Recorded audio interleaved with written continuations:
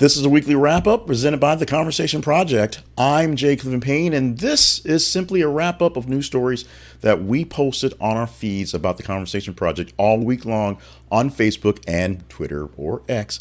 And we talked about most of these, maybe not all of them, because that's how this particular show works. The weekly wrap up is a supplement to the daily Things You Might Have Heard podcast, where we give you the top stories per you, more or less, that you vetted as good stories for the day to get things started. What we give you here on the weekend is a full wrap up of the top 10 stories that you said were the greatest without any intervention from me. I don't go through the listing and tell you what other stories are kind of better or worse, and can kind of give you which ones are more important out of the list, of the limited list. This is just 10 stories you said top to bottom. And unfortunately, I say for the day, the top stories this week, not exactly happy stories, but the ones most engaged by you. And some that we didn't actually try our best not to do much on them because of just how severe they are. So we're going to do our best to not get any sort of explicit warnings levels on this thing and go into the stories details. But you have links to every single story we'll present for you at our website, and of course in the show notes for whenever you've received this, whether podcast form or video form.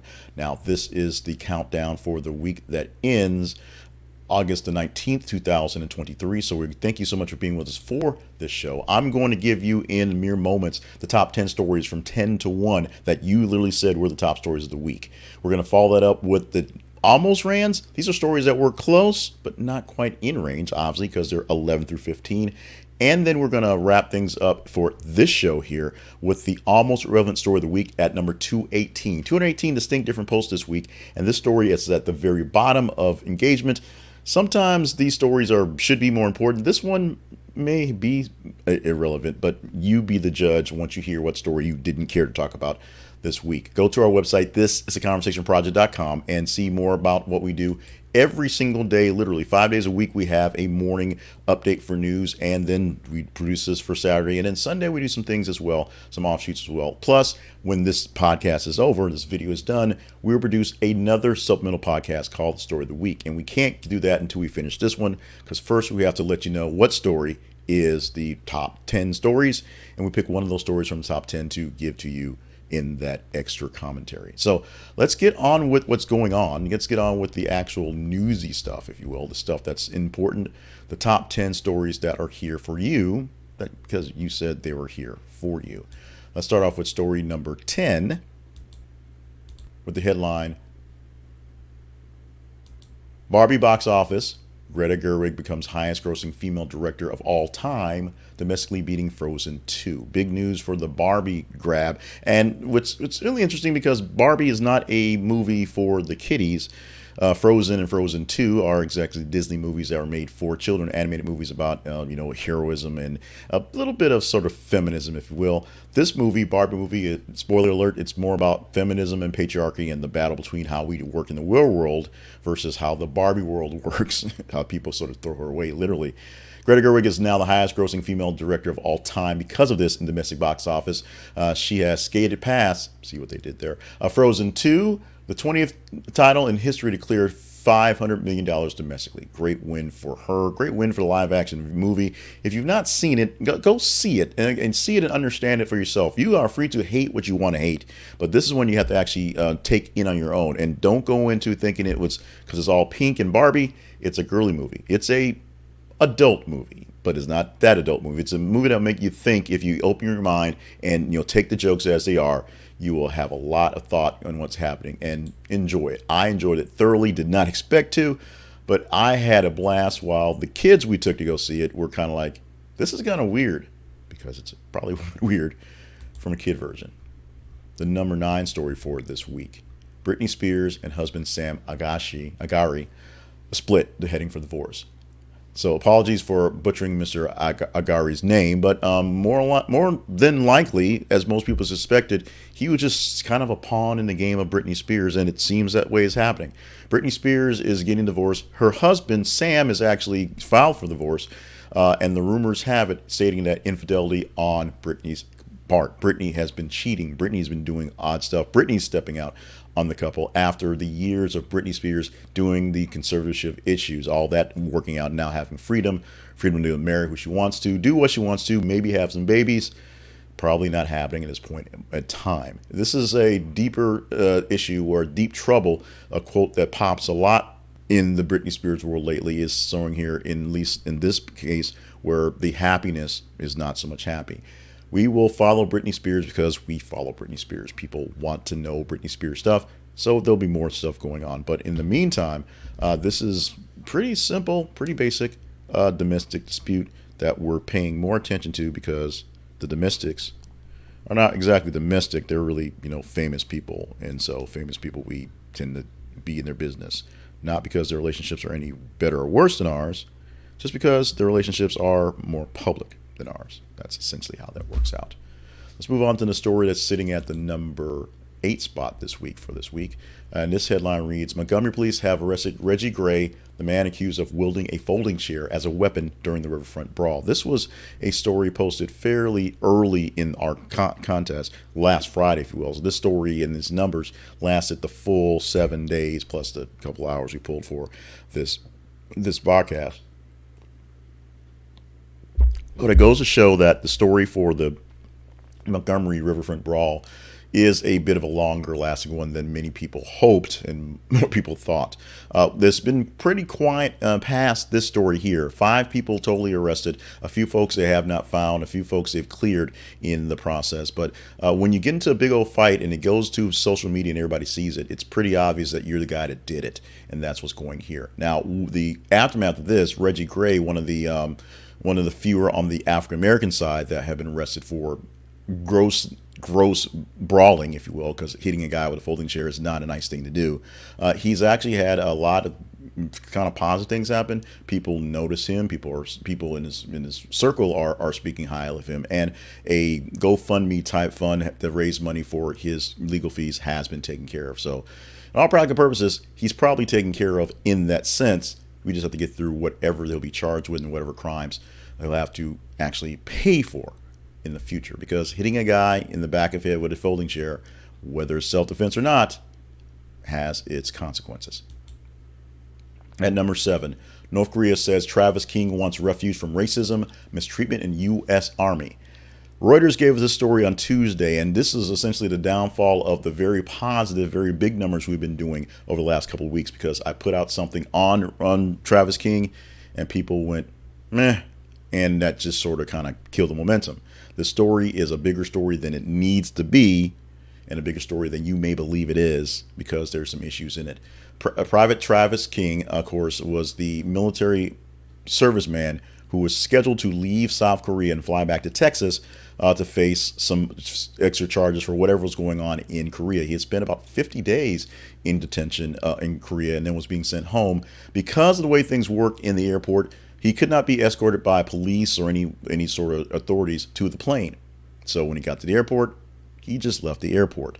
He snuck on with a group of travelers who were there to see the tour, and they went to the DMZ, drove around, got out with the folks, looked up what's going on, saw where it was, and made a mad dash for the DMZ. He steps over the line. All of a sudden, literally, black vans come up, grab him, throw him in the back, and drive away.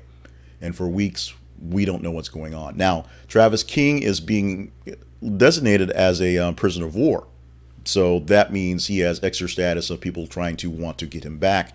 And then these statements, not so much said by him, but said by state media in North Korea, although they didn't play it for the North Koreans, which is the real tricky part. They just played it for us outside of North Korea, that Travis King decided that being in the army and all the injustice and all the racism he was dealing with was too much, and he needed refuge from that. He wanted to go somewhere else, maybe North Korea, maybe somewhere else. North Korea wasn't exactly the main point, but it was sort of there at the moment. And so maybe the North Koreans can deal him to some other country for something. Now, that's being said from the media in North Korea, but not to the North Koreans, to us. My take on this is Travis King is an idiot. He's a moron. He's really, really stupid. I've said that publicly. He's also a black person, which makes this thing whole lots of different levels of complicated. And he's in North Korea, which means we don't know what the hell is going on right now. We need to know what's going on. We need to get this guy back.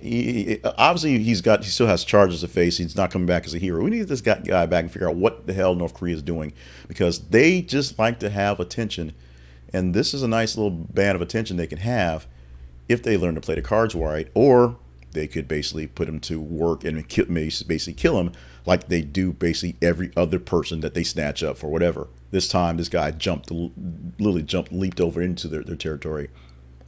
Or it's hard to sort of explain that away. And number 6, Arkansas schools defy Sarah Huckabee Sanders to offer African American studies. There's been a lot of national attention on how schools are working, a lot of attention on Florida as they're having issues with their philosophy and AP African American studies because they changed a lot of words in it. Arkansas didn't change any words to the study program, but literally 2 days before school was starting for the major counties and major cities, the governor decided that AP African American studies would not count towards any sort of degree. So the schools should not be teaching it.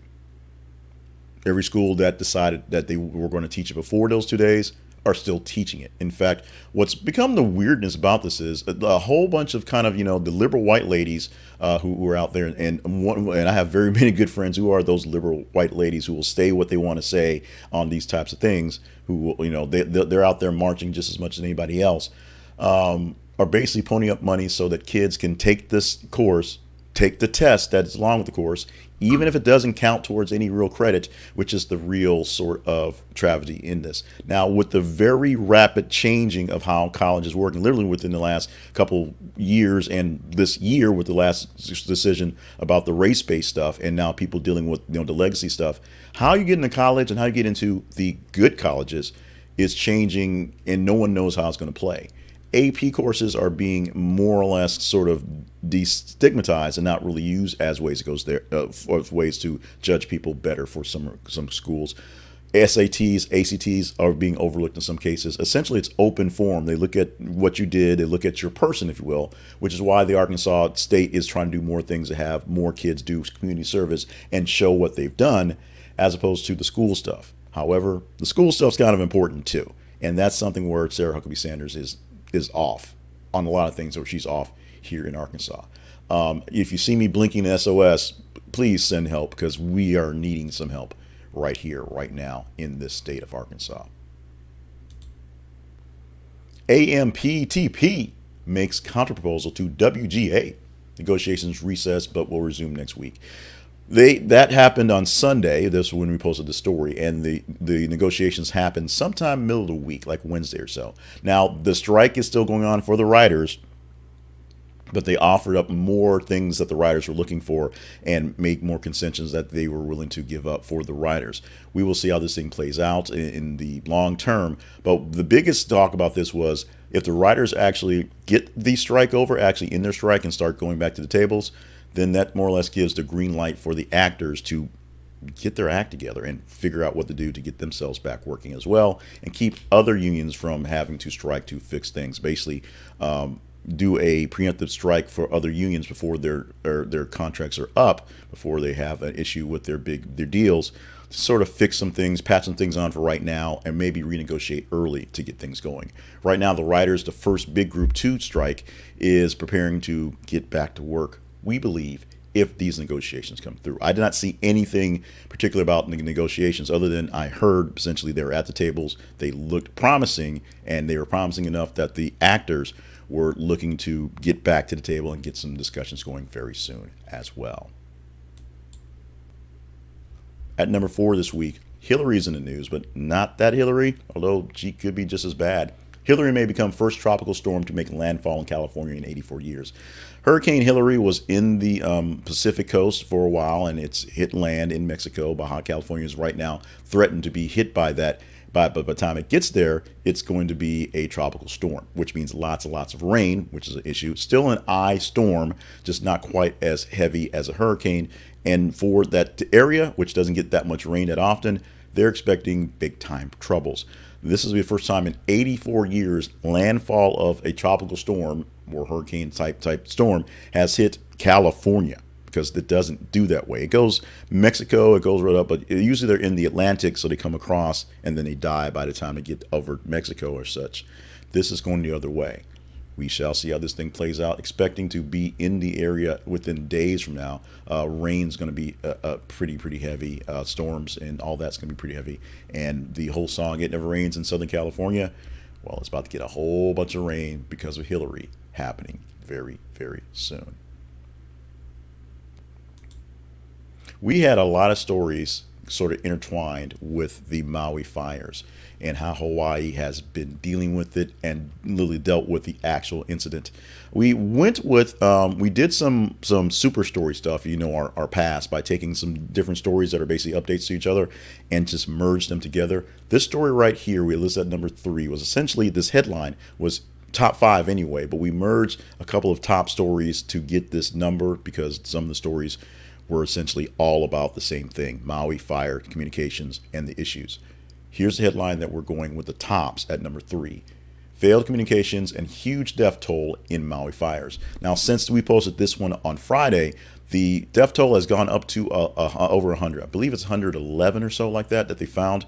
And at the last time we saw a marking of what they had actually looked and searched, they'd searched about 50% of the occupied area, the houses and cars. And what they're finding is a lot of people who remains were in bed, i.e. they didn't get any warning, or they were in cars. They tried to escape but could not escape.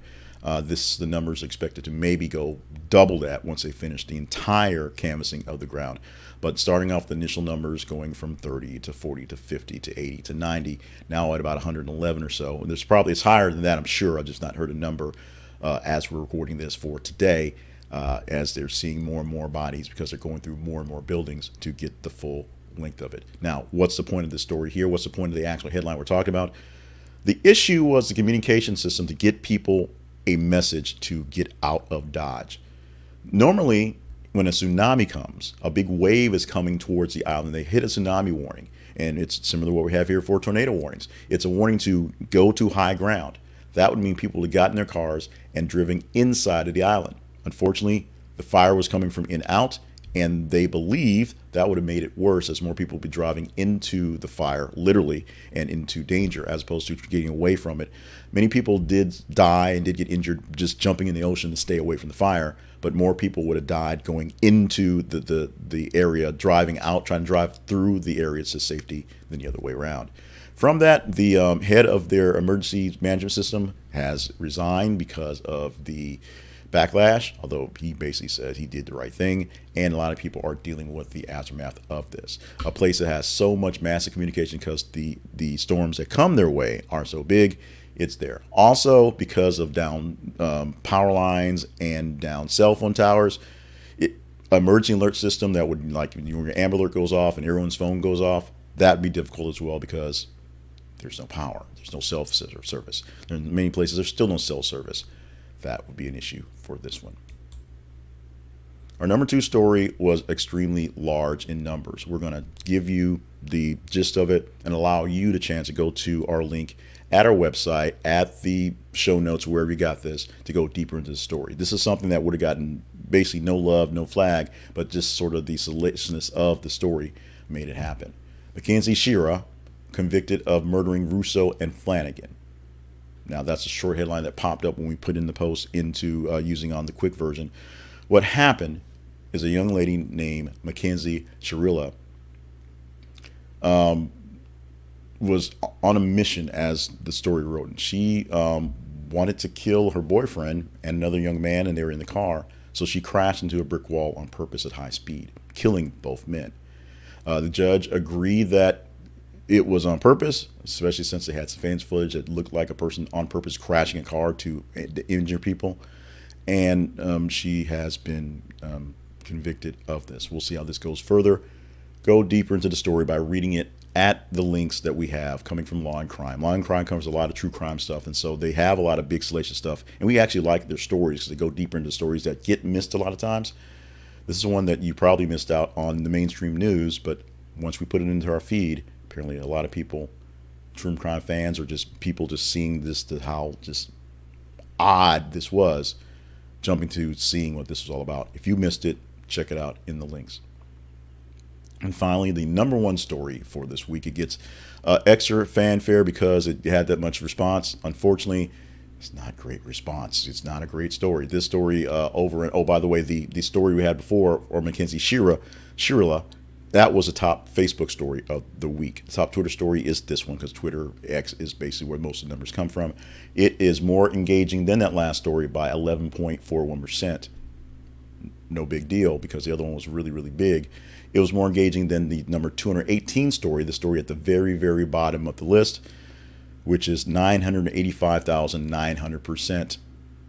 This story got the engagement number of 18%, 18.24%, almost 20% of everybody who was engaged with it this week or picked up on this story. And it is, like I said, the number one story for this week. The headline for that one reads, Ray's Wander Franco facing disturbing allegations.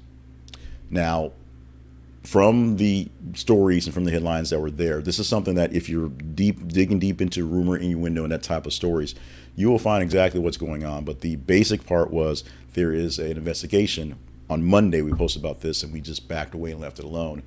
On Major League Baseball player Wander Franco, who has been seen in social media posts with a 14-year-old minor, and there's very, very bad allegations on what's going on, pulled from the team, obviously, but the Rays are basically dealing with whatever is happening here. Nothing has come up to give us any light on how the investigation is going. I can only guess it's not going very well, or not going great for Mr. Franco.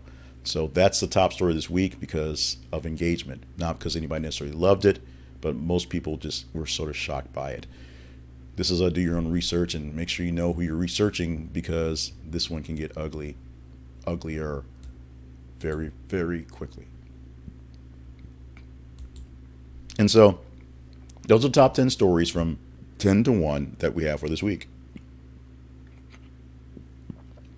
With that, we produce a supplemental podcast, this supplement podcast called The Story of the Week. And the Story of the Week deals with one of the stories that we had in top 10 where we go deeper into editorializing. For this week, we're going to highlight this story. The top story in that search is Arkansas Schools Defy Sarah Huckabee Sanders to Offer African American Studies, which was posted on Thursday this week. The runner-up was Travis King, and North Korea saying that Travis King wants refuge from racism, mistreatment in the U.S. Army. I already said some things on that this week, and you guys didn't respond very well to it, even though, like I said, sometimes the stories that you don't want to listen to are the stories that are kind of important for various reasons. So we're not doing that. How do we get to the story of the week? What we do is we take the top 10 headlines and we mix up the order of the headlines, and then we basically battle them out line by line, story by story, to see which ones actually survive as a more interesting story for me to talk about. Because I'm sitting in the middle of Arkansas, and the collective we as the state are dealing with the consequences that Sarah Huckabee Sanders as the governor is doing. Some of them good for some folks, some of them not so good for all the folks. This is another case of how she's been mucking up education. She's a national story about the education things going on here in the state, and this is just another case of it. So while she's not running for president yet, she's making headlines for doing a lot of things that a certain group of folks like to see, even though it doesn't necessarily do anyone any good. Any rational person doesn't see where the good comes from. And a lot of these things are just, well, why don't you just leave it alone and let nobody bother it? So DeSantis could be doing that as well. He's not. Sarah Huckabee Sanders could be doing that right here. She's not. We will talk them up, not DeSantis, but Huckabee Sanders and education in Arkansas. Why it may not seem to mean much to you right now, but it should probably mean a little more than you are catching on to, because this is a trend. When you see things happening in a couple places, this is a trend in various different states. They're very different situations that maybe you like it, you probably don't, but you want to make sure you see it, not just get swept away and not understand what happened when it happened. You see it coming so you can actually engage in it in real time.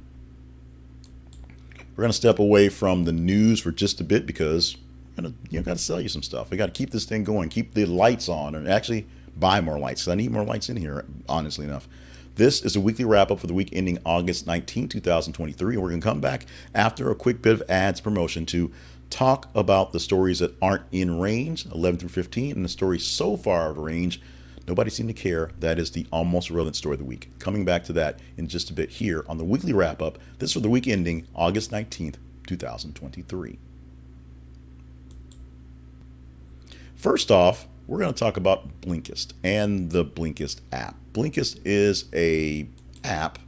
It's a program. You can do it on your computer as well, but it's a service that allows you to catch up on your reading very quickly. How so? Because they offer great summaries called blinks on great books that are both autobiographies and nonfiction books. Just all the personal development books you want to. I am a sucker for personal development books. I'm a junkie. Yes, I know you only really need one and put them into place, but I like to read and see the different perspectives, and I write them as well because of that.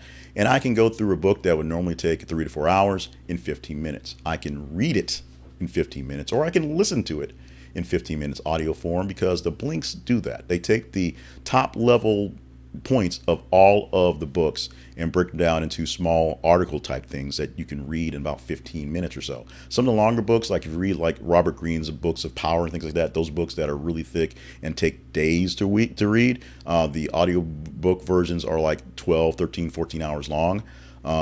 You can get those in maybe 30 minutes to an hour. If you just get through all that one, they work that way. You can read them or you can listen to them. You can also get a Blinkist list, a reason space, Blinkist space, where you can make a group of people who don't have the app and send them different blinks, send them different books, and you can have book discussions with them as well. You can share it with folks who don't have the love.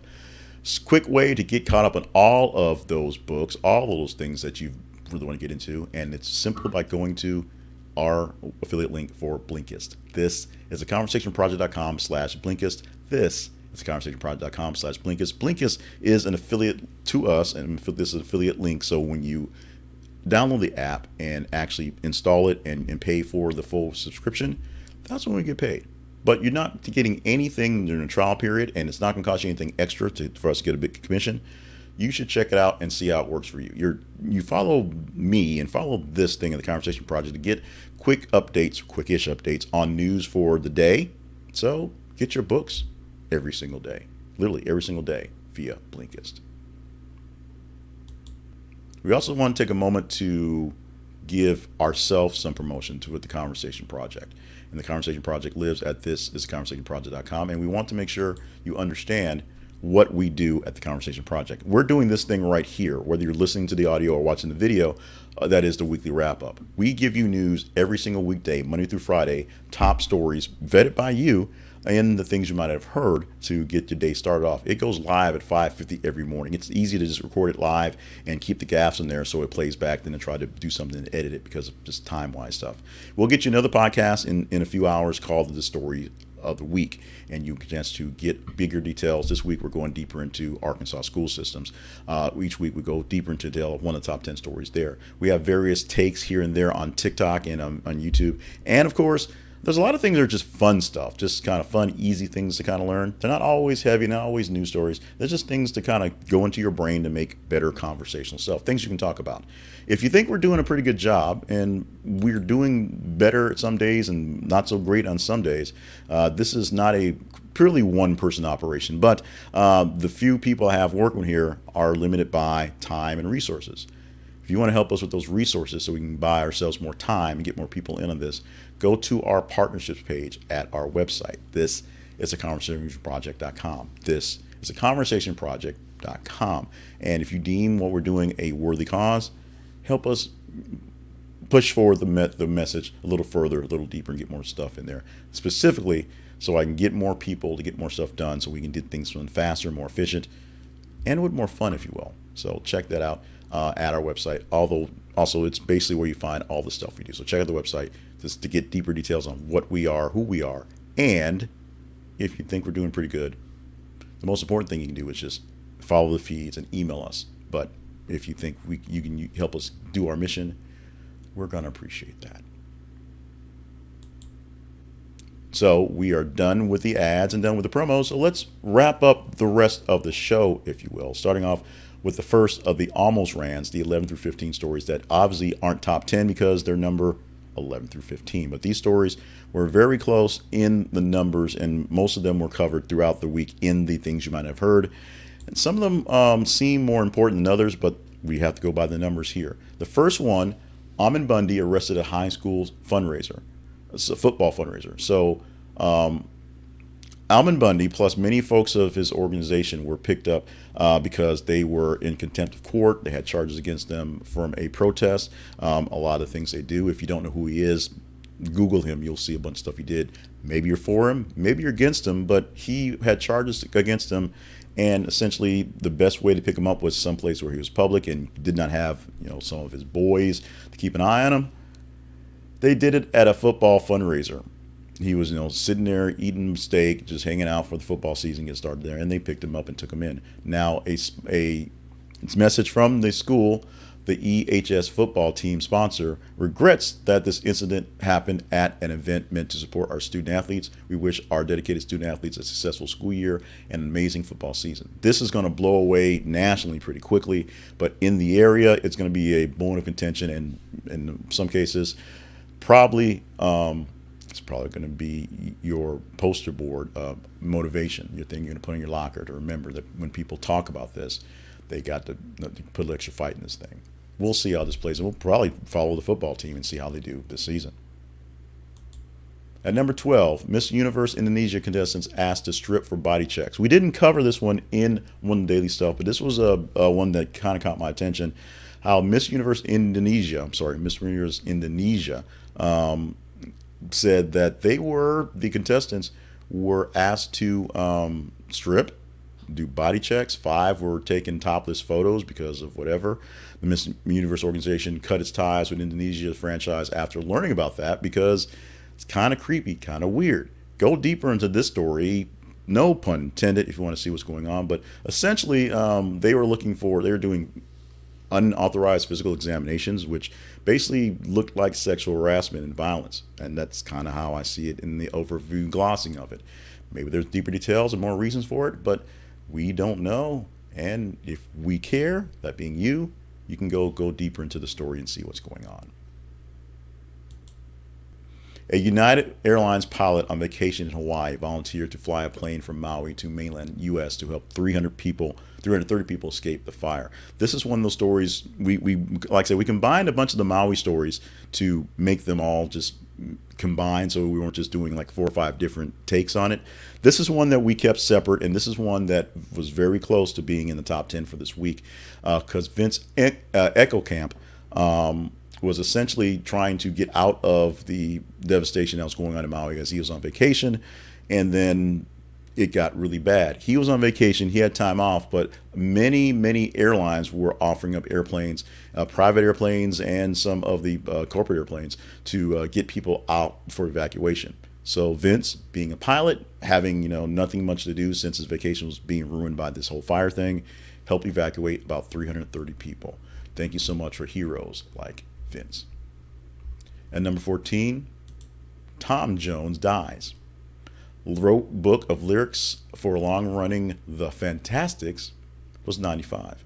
If you're a big fan of things Broadway-ish, and stories like that, then you are pretty much a connoisseur of Tom Jones material.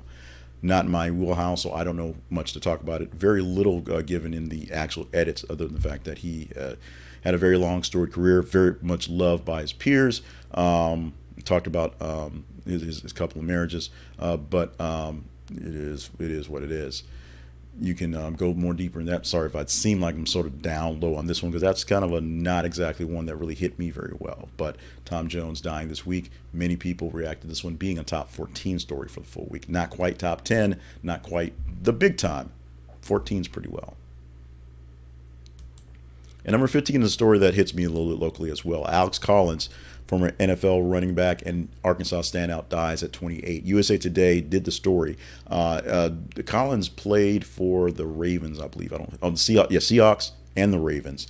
And it was an Arkansas Razorback in college. So I got a chance to actually cover him as I was still doing sports while he was playing in college, and then when he went on to the NFL. Died at the age of 28, very tragic, a motorcycle accident. something that probably should not have happened, but we will see more details on this one. Very solid loss from this. Also losing this week, one of the actors who was big in Game of Thrones and Dungeons and Dragons as well. Not in the top 15 list, so we're giving that one. But this was a list for quite a few people passing away on this week. I want to take one more chance to remind you of where we are and what we do. This is conversationproject.com is our website. So find out all you need to know about us, because it's probably there on the website. All the things we do, all the things we do well, some things we don't do so well are there on the website. There's the whole archive of the decade-long life of this whole project and the 3 or 4 different iterations and lives and what it focused on. So find out what we do well, what we're doing well now, and keep up what's going on and where we are by going to the website. Email the show, email the folks behind the scenes at the conversation inbox, gmail.com.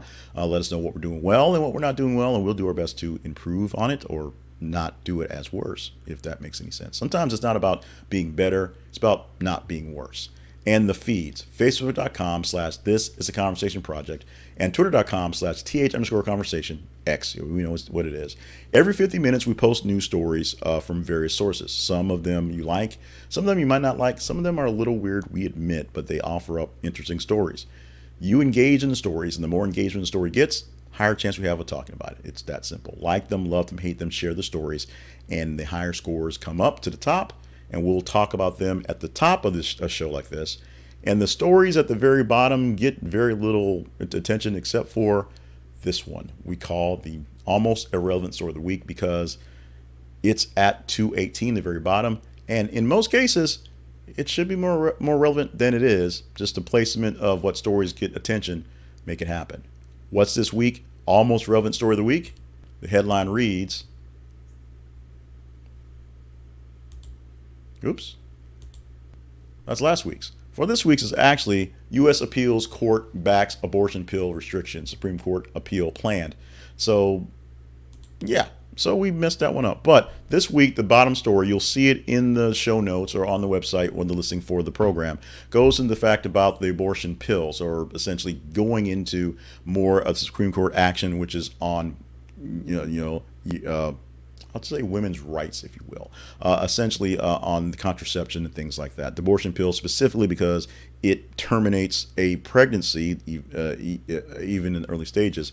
And that's what a lot of people are fighting, because the Abortion Act itself, in many cases, is now overly illegal. It's a medical procedure, it's needed in some cases, and that's becoming the issue in some places where people really need these things, but their states cannot offer them legally, and all sort of hilarity is ensuing right now. It was a big deal months ago when they were dealing with the Dobbs case and Roe versus Wade, and now this week it got overran, I guess, by the Maui fires. You can go deeper in the story by checking in the show notes. Trust me, it's actually there. It's not the one about the Proud Boys. It actually is in there. We just missed a slide this week, so I'm sorry. But I'm not sorry to say that we're done, because we are, and we have other things to get to, including the story of the week. We're going to talk about Arkansas schools and Sarah Huckabee Sanders and how the two don't quite get along so well. And we're going to talk about other things going on throughout the weekend as we drop some other news things here or there. I am Jay Cliven Payne. Thank you so much for going through the motions that are the motions of the weekly wrap up. We've been doing some things and tweaking some things and making things look a little bit more look different and flow different. So let us know what's working, what's not working. Yeah, I know if you're listening to the audio, seeing the slide that we missed is not as useless knowledge, but we're recording it live. That's how it works. Make sure you stay limber and stay hydrated, stay on task for all the grand things you are here to accomplish on this planet, in this world, for the folks around you. And we kind of like you around as well, because we need the eyeballs and the earballs. Thank you for being a part of the family one more time. We will do this again come in about 7 days. So what stories over the next week are going to be the top 10 stories that you engaged with? Despite anything I say, which stories that we put out there are the true top 10 stories? We'll find out in 7 days on the weekly wrap up from the Conversation Project.